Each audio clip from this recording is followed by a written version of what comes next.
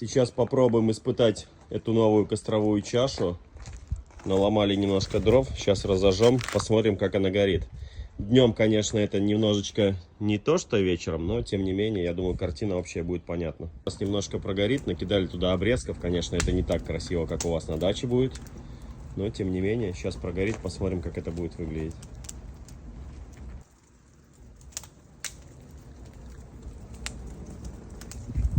Красиво. Так, посмотрим на термические деформации. Я нигде не замечаю. Если вы видите, скажите.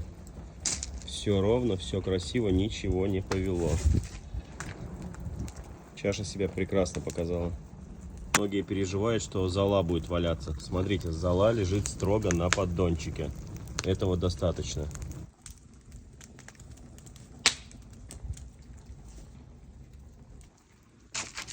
Ну а здесь ее подружки, которые поменьше. Они уже 100 раз испытаны, поэтому их сегодня испытывать точно не будем. Стоят, ждут своего покупателя. А там бочки на колесах. Может, кому-то интересно будет бочки для сжигания дачного мусора.